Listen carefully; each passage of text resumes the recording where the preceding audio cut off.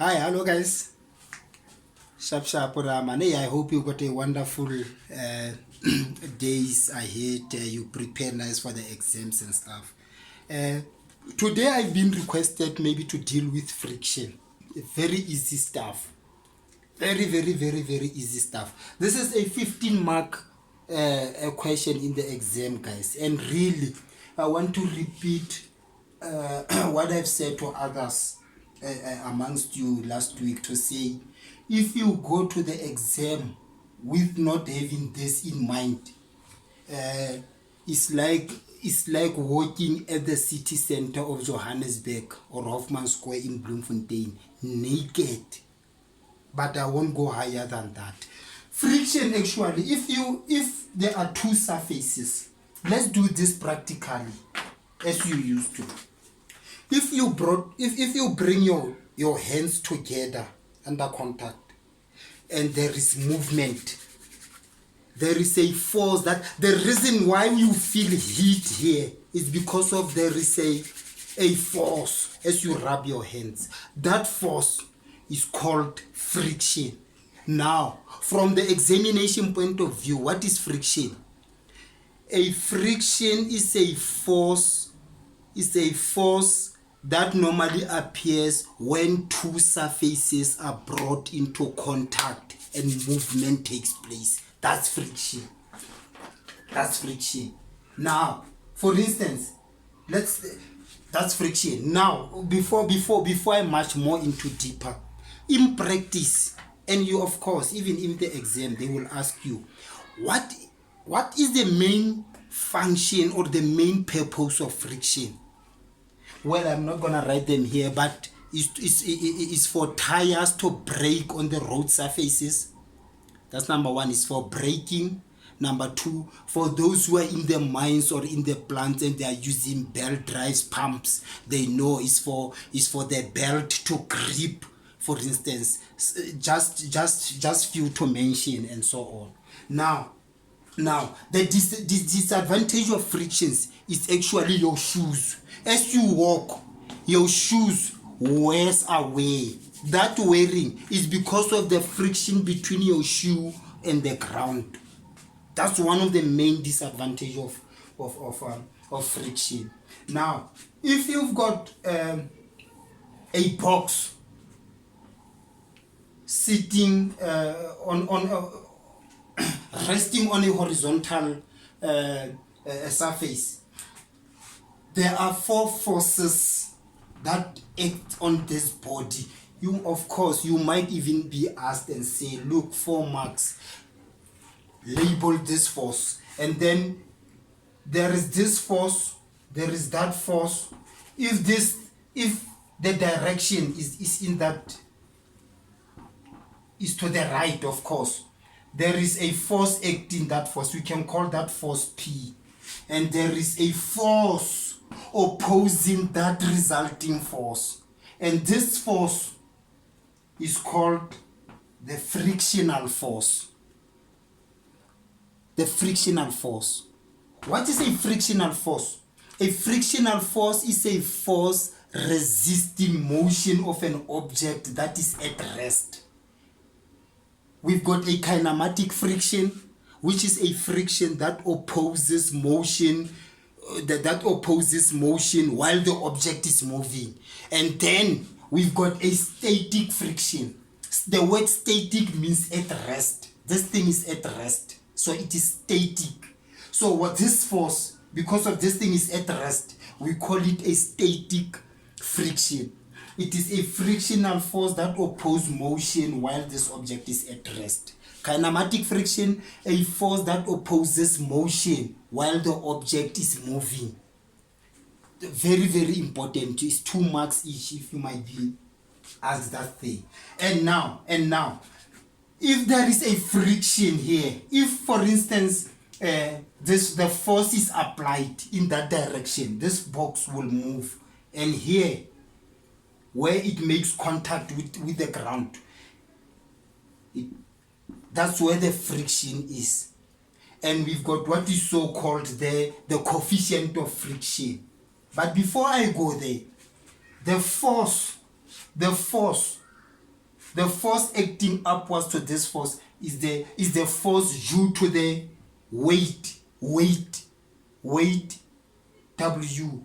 And the force that makes this object not to go up, it is the force due to gravity, and it is equals to mg. Sorry guys, this is actually the weight. The force opposing this weight is the force in that direction, and we call it the normal reaction. Don't worry, maybe if I make such a mistake, it happens, and it's because of the exam stress. We all know it happens. It's not like that. It's just the slippery of the marker. But yes, this normal reaction is equal but opposite to the weight of this box, and the weight we know its formula is mg, and it is the Newton. You might be asked to label this, and it is just like this, guys. It is just like this. But now you might now be asked a 15 mark question. A 15 mark question. So you know what is friction? 2 marks. When two surfaces are brought into contact and movement takes place, there is a force that appears, and it is called friction.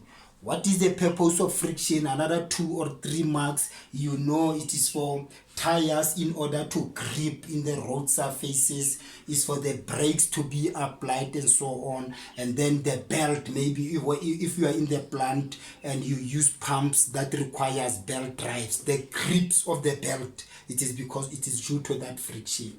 Please, very, very, very important. Basically, we have actually discussed close to 10 marks already.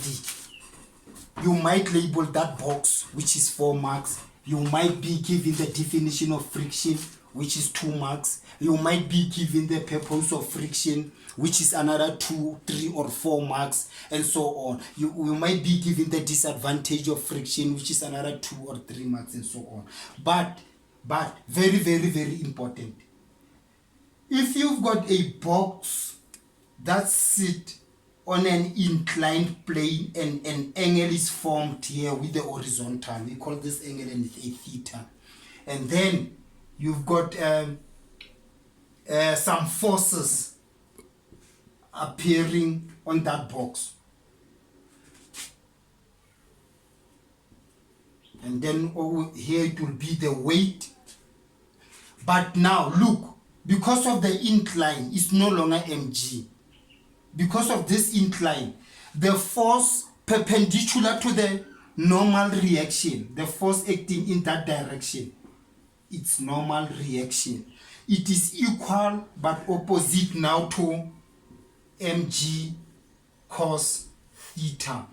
This is normally in the exam or in the books, they call it the weight component perpendicular to the plane. Why? It is perpendicular. It is perpendicular to the plane. Not this, because this thing sit with an angle on the incline. And then we've got another component, which is mg sine theta. And remember guys, this mg, it can be denoted by the symbol w. Now this is the weight component parallel to this plane. Parallel, it means these two lines will never meet. They are parallel to each other. It is the weight component parallel to the plane. And the force joining this component in that direction downward. If this, sorry guys, if this object is moving upwards, the force joining this weight component parallel to the plane is the frictional force. What is the frictional force? It is the force that opposes motion. It is the force that opposes motion. Hey, it's hot in here, but hey, at least we are still doing nice stuff and stuff. Very hot guys, so please don't stress if you see me raising my face and stuff. So the force, these two forces, the weight component parallel to the plane and the frictional force, they opposes the force that pulls this object upwards. And the force that pulled this object upwards, its formula should be the frictional force plus the weight component parallel to the plane. The sum of these two is the resultant of that force pulling this box upwards. Well, I know maybe some of you guys will say, yeah, it's a fact. It's a fact. And then the force, if this force is the force pulling this object downwards will be what? The force down will be, it will be the frictional force minus the weight component parallel to the plane.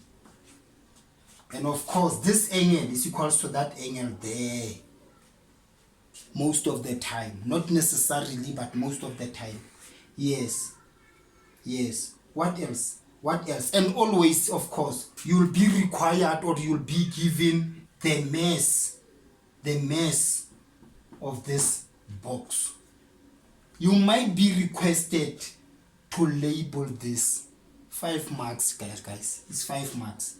And you will be left with 45. I know pass mark is 40, but please make sure that you target 50 or 60 marks. Say if you get this 5 marks, just tell yourself you are left with 55 marks. So basically this is the case. I'm gonna demonstrate all every time from the engineering point of view, ladies and gentlemen. Every time when you are given a question, not only in friction, make sure you draw that thing. In engineering, we believe on what we see to say this is right or no, we are wrong because of this. That's very, very, very, very important. Very, very, very important. So I'm fielding maybe 2 or 3 questions from the previous exam paper, gentlemen. Let's take an example. Let's take an example. Please just listen, just to remind you, because we don't have space. Listen, watch the video, guys. Please share, like, and subscribe so that you can be notified when the next video pop up. But listen to this video, repeat, revisit it gradually, repeat until you say, look, I understand this concept. Let me go and do the problems. Let's take problems from the examination question papers. Exactly. But this is for N2. This is for N2. It's not N2, it's an engineering. You might even ask this at N6 level. At N6 level. They are saying a steel casting with a mass of 500 kilogram rest on a concrete ramp which is inclined at an angle of 15. A steel cast. A steel cast. This. A steel cast. It rests on this ramp at this angle. And they say this angle is equal to what? Is equal to 15 degrees. Yes. It is equal to 15 degrees. And it has a mass of 500 kilogram. Whatever is in the statement, please present it this way, just to make sure to check whether you understand your point, your story. And then you've got the weight component to the plane where it makes an angle with the weight of the box. This is mg. And then weight component, this is mg cos phi. And then, let me say theta rather. And then this one is the weight component sin theta. And we know it is always, if this block, they say it goes, which is inclined at an angle of that to the horizontal. Okay, let's say the coefficient of friction is that direction. Let's assume, they didn't say, but let's assume the upward force will be in that direction. And it will be equals to the frictional force plus the weight component parallel to the plane. And then the downward force that will cause the movement on this thing, it will be the frictional force minus the weight component parallel to the plane. Of course, the frictional force, if you subtract this thing will slide downwards. Right. Now, they say if the coefficient of friction between the casting here, the casting steel, the coefficient of friction, it is denoted by the symbol mu. And its formula is equal to what? The frictional force over normal reaction, which of course, because of this thing is on the incline, is equal to what? Is equal to the weight component perpendicular to the plane. Perpendicular to the plane. Please drop a comment, guys, a question maybe you would like us to discuss. I can only help you this far, but you know what you really want to know. So please just drop comment. Yes, drop comments and you'll be helped. I'm not alone here. There is a group. Don't be surprised in future when you see a lady presenting or another guy still on the same channel. There's a lot of, I'm writing here, but there are people listening, also taking notes and so on. So please just subscribe and be notified with everything. Right. So basically this is the situation. Now, they told you that the weight mu is equal to 0.4, the coefficient of friction between this casting steel and the plane. Now, the next question will be what? The question will be calculate the component of the weight of the casting perpendicular to the plane. It is the force due to cos, which is equal to W cos theta. Is equal to what? W, you are given 500. It is 500 multiplied by 9.81. Well, most books or most lectures will tell you it's 9.8. It's fine, but the real one is 9.81. Multiplied by what? Multiplied by cos of 15 degrees. And it is equal to what? It is equal to, where is that calculator? It is equal to 500 multiplied by 9.81 multiplied by cos of 15. Divide by 1,000 to convert it to kilonewton. And it is equal to 4,738 kilonewton to 3 decimal place. And now they say the weight component parallel to the plane, and it is equal to what? The force of sine, which is equal to W sine theta, and it is equal to weight is equal to 500 multiplied by 9.81 multiplied by sine of 15 degrees, and it is equal to 500 multiplied by 9.81 multiplied by sine of 15 divide by 1,000 to convert it to kilonewton, and it is equal to 1,269 kilonewton. And then they say calculate the sliding friction force. The sliding friction force will be what? Remember, we said mu is equal to the frictional force divided by the normal reaction. This normal reaction, it is equal to the weight component perpendicular to the plane.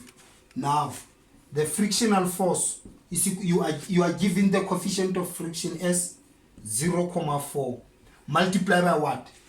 you've got the weight component perpendicular to the plane as 4,738, and it is equal to 0.4 multiplied by 4,738,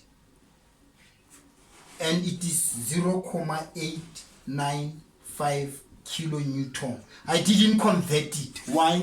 I have already used a value that is in kilonewton, right? And then of course they say calculate the smallest force parallel to the plane, the smallest force parallel to the plane required to move the casting up the plane. Up the plane, gentlemen. The formula for up is that one. You've got the coefficient of friction, you've got the weight component parallel to the plane. So I hope you got this, guys, or you'll just revisit the video. I'm